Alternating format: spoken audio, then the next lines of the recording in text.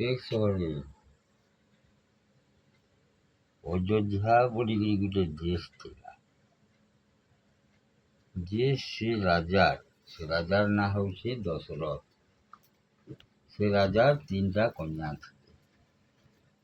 ଛୋଟ କନ୍ୟା କୈକେୟୀ ଦଶରଥ ରାଜାକେ 3ଟା ବର ମାଗିଥିଲା, 2ଟା ବର ମାଗିଥିଲା। ଯେ କାଁ ବର ମାଗିଥିଲା? ସେ ମାଗିଥିଲା ରାମଚନ୍ଦ୍ର ଯିବେ 14 ବର୍ଷ ବନବାସ, ଆଉ ଭରତ ଅଯୋଧ୍ୟାରେ ରାଜା ହେବେ। ହେଲେ ଭରତ ହେଇନି। ଭରତଟା ତାର ମାମୁଁ ଘରେ ଥିଲା। ଏ କଥା ସେ ଖବର ପାଇକରି ତାହାକେ ସୋର ସୁପଟ ଦେଇକରି ତାହାକେ ଆଣିଲେ ବେଳେ ଏ କଥା ଜାଣିଲା କୈକେୟୀ ସଙ୍ଗେ କେତେ କଡ଼ି ଝଞ୍ଝଟ ଠିକରି କୈକେୟୀକେ ମାରି ପିଟି ପକାଇଲା।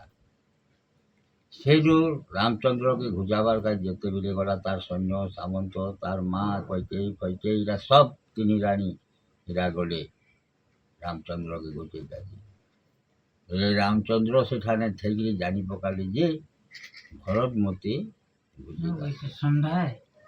କିନ୍ତୁ ଭରତ ବାଗିର ଭାଇ ମୋର ନାହିଁ। ହେଲେ ସେ କେନ୍ତା ଭାଇ? ସେ ଆସିକରି ମତେ ଘୁଚେଇ ନେବାର କାଜେ ଆସୁଛି ବୋଲିକିରି ସେ ରାମଚନ୍ଦ୍ର ମହାପ୍ରଭୁ ସେ ତାଙ୍କର ମନରେ ବିଚାର କଲେ। ଯେତେବେଳେ ଭରତ ଗଲେ, ଭରତକେ କହିଲେ ରାମ, ଆରେ ବାବୁ, ମା ତ ତାହାକେ ସତ୍ୟ କରିଥିଲି ବାପାକେ, ପିତୃ ସତ୍ୟ ମୁଇଁ ମାନିକିରି ମୁଇଁ ଏଇଟା 14 ବର୍ଷ ବନବାସ କରିବି ବାବୁ। ଆଉ ତୁଇ ଯାଇକିରି ଯା ଅଯୋଧ୍ୟାରେ ରାଜା ହେଇକିରି ତୁଇ ଜନ ପ୍ରଜା ସମସ୍ତଙ୍କୁ ବୁଲାବୁ, ତୁଇ ଚଳେଇକିରି ନେବୁ କହିକିରି ରାମଚନ୍ଦ୍ର ଯେତେବେଳେ ଭରତକୁ କହିଲେ, ଭରତ କେତେବେଳେ ସେ କଥା ମାନିଲେନି। ଆରୁ କାନ୍ଦିଲେ ସେନେ ଭରତ। ସେଟା ବି ଭଲସେ ଫେର ରାମଚନ୍ଦ୍ର କହିଲେ ଯେ ଆରେ ଭରତ, ଏଇଟା କର୍ମର ଲେଖନେ ରେ।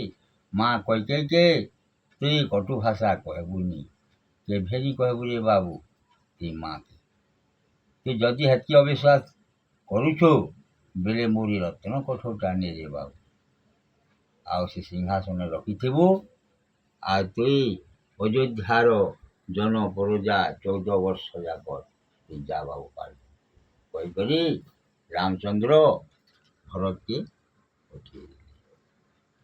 ସେନ ରାମଚନ୍ଦ୍ର ନଦୀ ଡେଗିକରି ବାବୁ ସେ ବନବାସ ଯାଇଗଲେ।